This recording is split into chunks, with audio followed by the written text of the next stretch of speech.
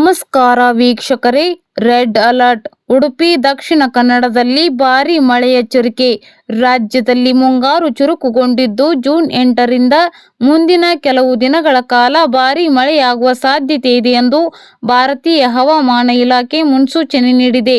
ವಿಶೇಷವಾಗಿ ಕರಾವಳಿ ಹಾಗೂ ಮಲೆನಾಡು ಭಾಗಗಳಲ್ಲಿ ಮಳೆಯ ತೀವ್ರತೆ ಹೆಚ್ಚಾಗಲಿದ್ದು ಉಡುಪಿ ಮತ್ತು ದಕ್ಷಿಣ ಕನ್ನಡ ಜಿಲ್ಲೆಗಳಿಗೆ ರೆಡ್ ಅಲರ್ಟ್ ಘೋಷಿಸಲಾಗಿದೆ. ಹವಾಮಾನ ಇಲಾಖೆಯ ಪ್ರಕಾರ ಈ ಜಿಲ್ಲೆಗಳಲ್ಲಿ 204.5 ಮಿಲಿಮೀಟರ್ಗಿಂತ ಅಧಿಕ ಮಳೆಯಾಗುವ ಸಾಧ್ಯತೆ ಇದ್ದು ಸಾರ್ವಜನಿಕರು ಅಗತ್ಯ ಮುನ್ನೆಚ್ಚರಿಕೆ ವಹಿಸುವಂತೆ ಸೂಚಿಸಲಾಗಿದೆ. ಉತ್ತರ ಕನ್ನಡ, ಶಿವಮೊಗ್ಗ ಹಾಗೂ ಚಿಕ್ಕಮಗಳೂರು ಜಿಲ್ಲೆಗಳಲ್ಲಿ ಆರೆಂಜ್ ಅಲರ್ಟ್ ಮುಂದುವರೆದಿದೆ.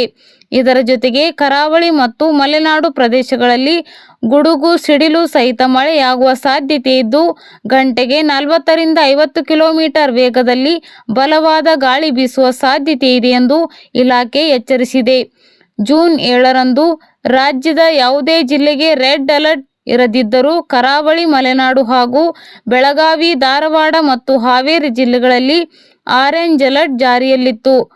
ಮುಂದಿನ ದಿನಗಳಲ್ಲಿ ಮಳೆಯ ತೀವ್ರತೆ ಮತ್ತಷ್ಟು ಹೆಚ್ಚಾಗುವ ಸಾಧ್ಯತೆ ಇರುವುದರಿಂದ ನದಿ ತೀರ, ತಗ್ಗು ಪ್ರದೇಶ ಹಾಗೂ ಗುಡ್ಡಗಾಡು ಭಾಗದ ನಿವಾಸಿಗಳು ಎಚ್ಚರಿಕೆಯಿಂದ ಇರಬೇಕು ಎಂದು ಅಧಿಕಾರಿಗಳು ಮನವಿ ಮಾಡಿದ್ದಾರೆ.